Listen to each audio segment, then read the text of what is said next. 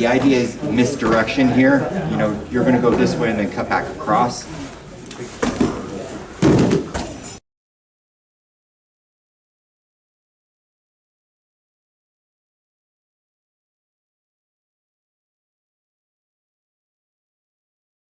Okay, let's look at a crossover step, or a Mawarikomi, which means a spinning entry into Tai Otoshi. Now, this requires a lot of room, and Derek's going to show you in a minute how to do this.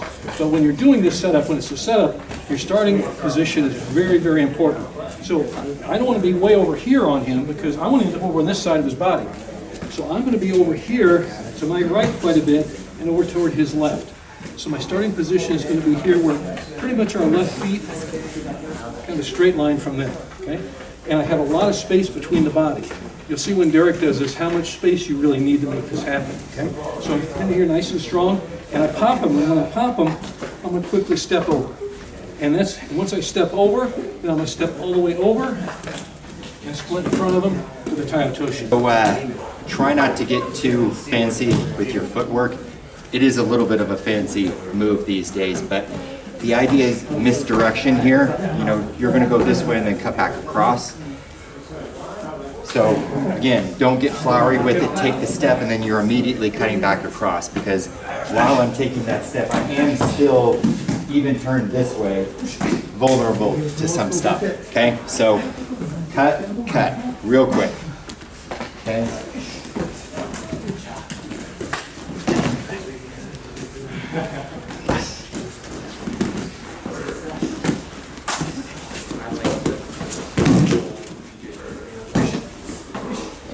And then again, hands, more than almost all the other ones, you really gotta box them out with your power hand and then snap them down. Get those hands out in front of you and then down to your other foot if you can. One of the important things here is lots of space in between you and the other guy.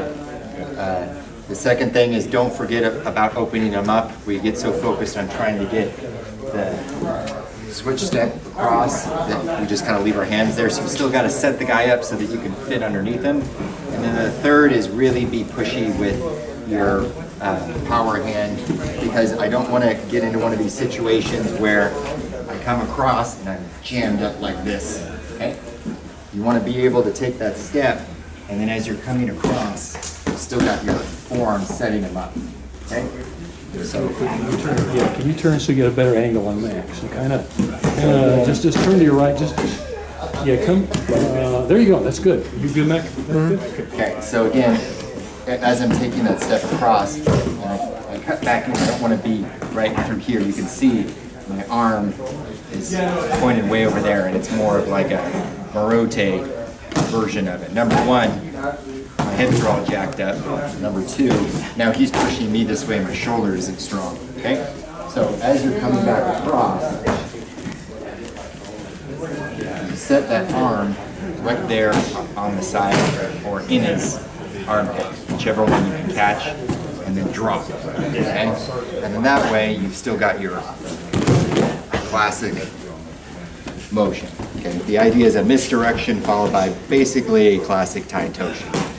Everything else is offsetting so you don't jam your forearm or your shoulder up very badly. So in here I'm going to start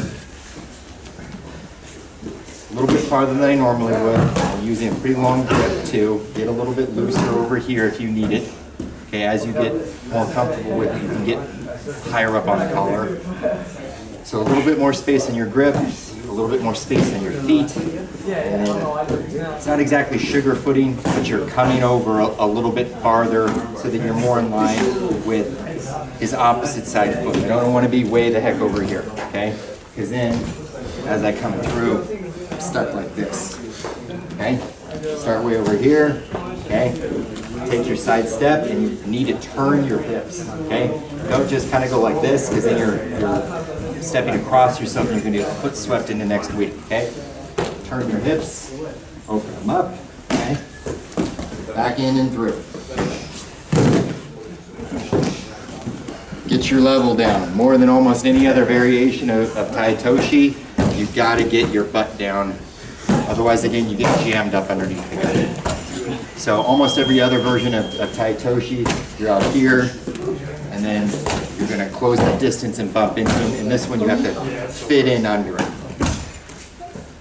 And since we're not coming through like with an Uchimata, hooking something, you don't have the ability to off balance him more, so you've got to fit underneath there. So get your balance, or your butt here. Again, through here, okay?